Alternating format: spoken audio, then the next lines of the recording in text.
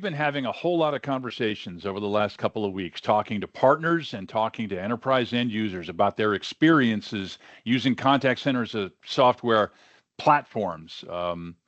Many of them are competitive, and they've made the switch to land as contact center, and they're in various sort of stages of their maturity in this. Mm-hmm. And through these stories, we've gotten a couple of really kind of keystone quotes that crystallize some of these points that we've talked about. I want to go through them, and I want to get your thoughts on this. I want to hear the deeper story from Yes. you. Okay.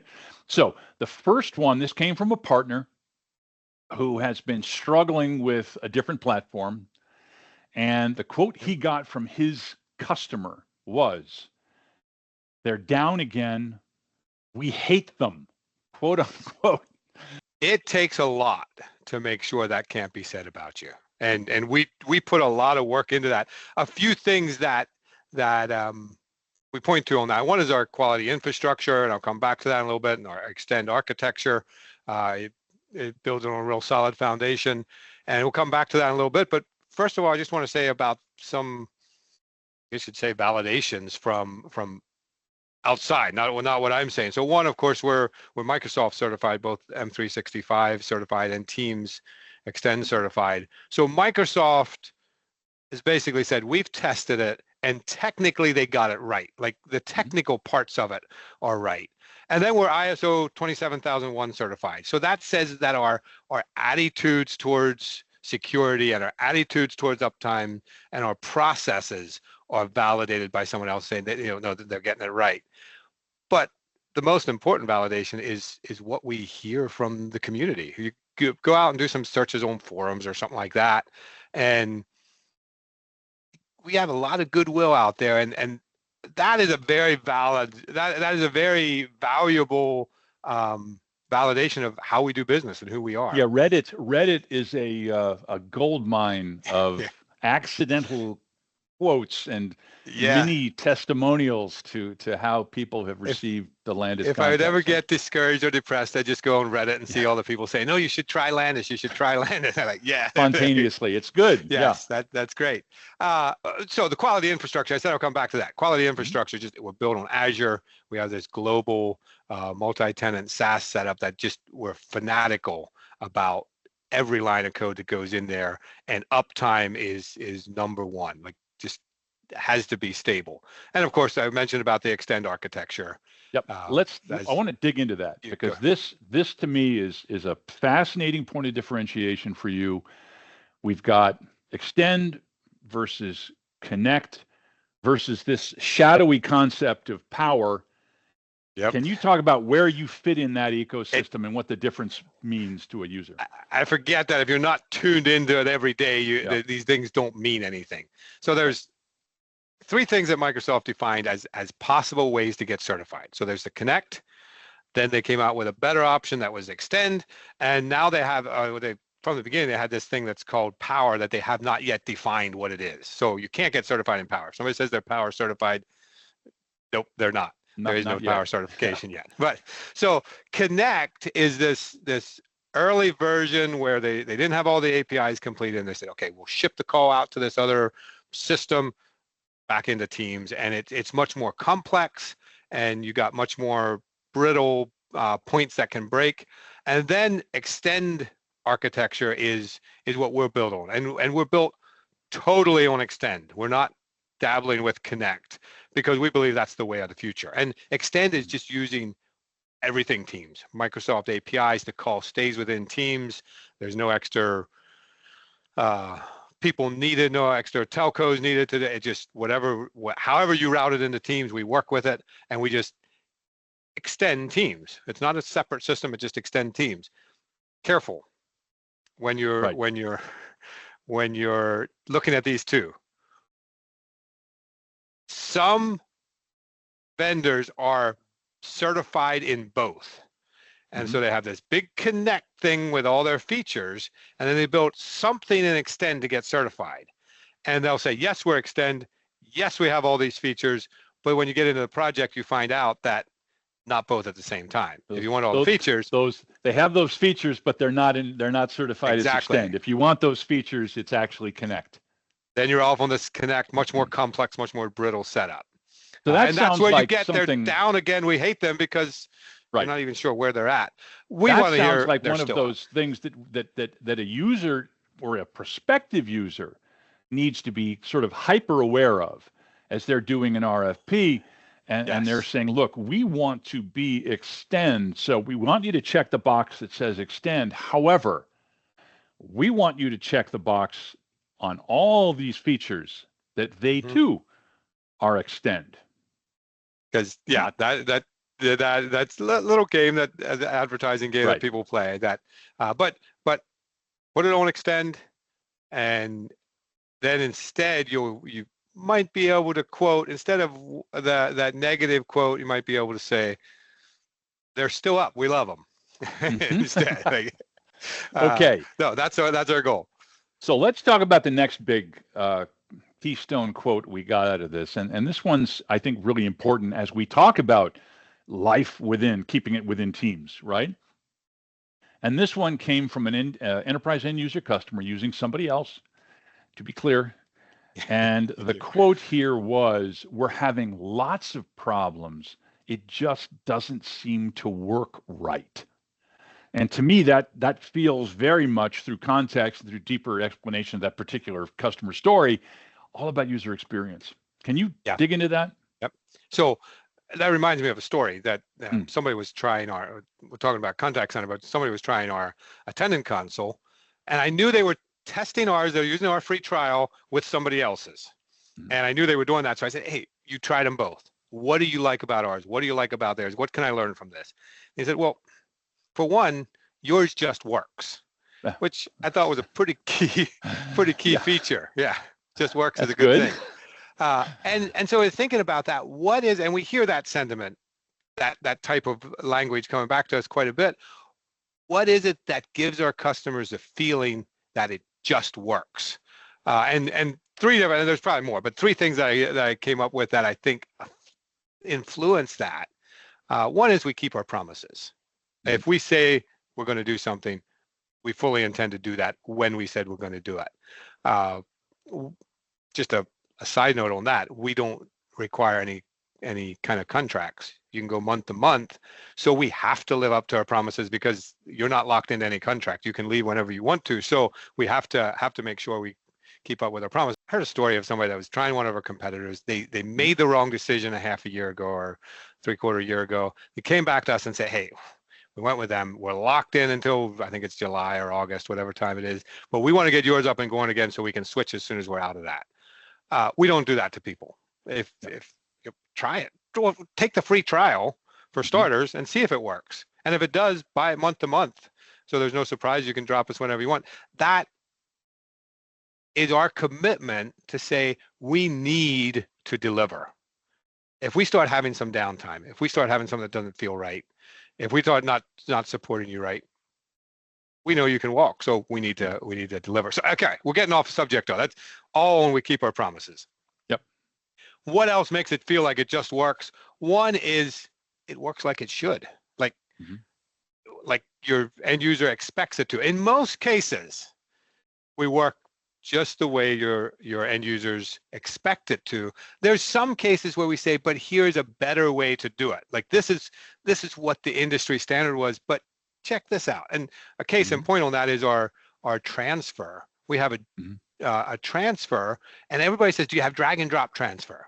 And we could have built that in. It's not that hard, but we didn't, because the whole time you're dragging it, you can make a mistake, drop it at the wrong place, drop it and it snaps back, whatever. What if you could do it with just one click? Or what if you could do it with one button press? That's much better. So in some cases, it works like it should, is showing a better way, but it all lends to the idea that the end user just says, Landis just works. Why I think one more thing that lends to that is that it's familiar. So if you're in the Teams environment, you live in Teams, you live in Microsoft, Landis Contact Center and Landis Attendant Console just feel natural. It's the same look and feel. It's the same thought process behind it. And so it just works for you. case in point of how much our guys kind of obsess over making the perfect UI. I heard a discussion, rather animated, between two of the developers about how something should work. And here they were deciding on a bar somewhere how many pixels wide it should be, and they were 1 pixel off. Like the one we're saying, it should be 1 pixel wider than the other.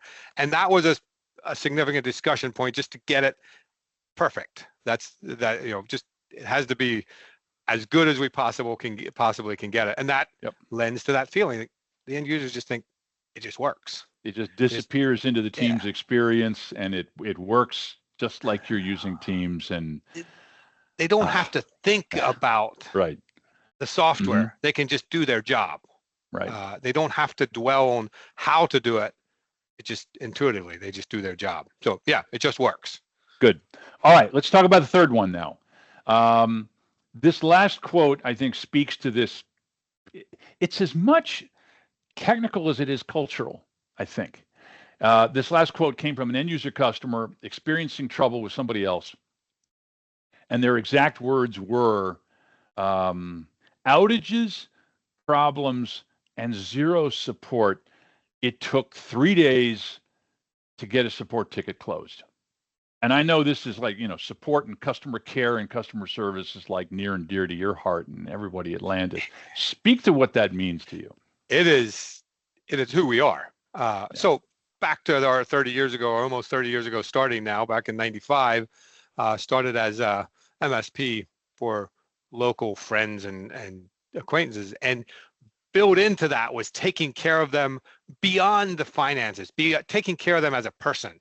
And that idea of actually caring, like we actually want to make this person, we want to make their day better. That has followed through, and we still have that same idea of supporting this person, not because of some kind of contract we have, but because we want to make their day better. We want to make their process go smooth.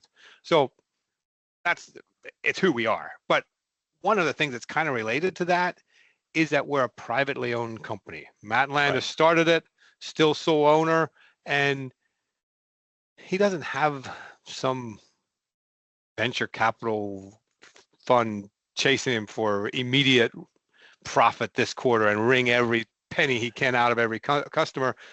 We have the mandate to make it work and make our customers happy for the long term, not just what we can get out of them this quarter. And just this ethos of customer success more than revenue growth, more than customer acquisition. In fact, we have customer success. We do have a department that we call our customer success department. They're the customer success team.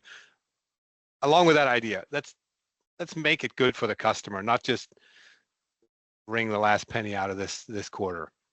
Good. So yes, customer success is who we are. So if you need support, the stereotypical worst possible time, 4 a.m. on Christmas morning, you have an urgent ticket, everything's going wrong. Yes, somebody's going to be there to help you out, and you don't have to wait for daytime in Europe for people to wake up. We're going to be there to help you. So related, but when you said about the getting the ticket resolved, it reminded me of a story. One of our customers, again, was setting up somebody else, and they were having trouble even getting a proof of concept set up of this Connect solution. Things were going very wrong for them. Right. They came to us and said, "Hey, can we try Landis? While we're working on this other thing, can we just try Landis and see how that works?" And I forget if it was that day or the next day, we were able to get them a proof of concept set up, ready to go. Just boom, they were good to go. And all the weeks that they were working, we're good to go. You can start using it. And their comment was, "You guys got a proof of concept set up before the other guys even answered our support ticket." And that speaks to two things. It speaks to our extend architecture that makes it easy to set up within Teams, and it speaks to our support able to respond and get things done. And so, yeah, if we can set up the whole your contact center in the time somebody else gets back to you on a ticket, that's great. Now, I'll tell you a story because I was at the CommsV Next show a couple months ago in Yes. Yes, Denver, that's right. and you guys were doing a session on, the contact center product, and the promise that you guys made is you would have a contact center set up cold within 15 minutes, which I thought was Yep. pretty audacious. And you had it done. Matt was up at the podium, and one of your guys was at Clayton the was keyboard, helping out. Yep. and you were up from a cold start, taking calls in 6 minutes and 35 seconds. That's right. Yep. We did what we set up there from zero is an IVR with AI built into it that was taking the call and routing it using natural language AI in 6.5 minutes or whatever it was, just over 6 minutes. We like to over deliver. 15 minutes. I understand the record for the attendant console is 29 seconds. Yes, we have a partner that sets a lot of attendant consoles up in higher education, and they held a record for their end users to see who could set it up the fastest. So far, the fastest is 29 seconds. They say if we ever find somebody that beats that, they want to know that so they can get the record back again. But very well. If you've never done it before, figure 30 seconds at least. Give yourself a time to breathe. Yeah. 30 seconds should be fine. It's like a Formula One pit crew. That's pretty impressive. Yeah, it's the setup time is amazing. What we can get for both the attendant console and the contact center. You're talking hours, not days or weeks, or in some of those things months till you get it all there. No, you want it tomorrow? Let's get on it. Okay. Wendell, what do you want people to do coming out of this conversation? Just go to our website, landistechnologies.com. The link should be at the bottom here. And schedule a demo. We can show you what it can do and make sure it fits your needs. But go to landistechnologies.com and schedule a demo.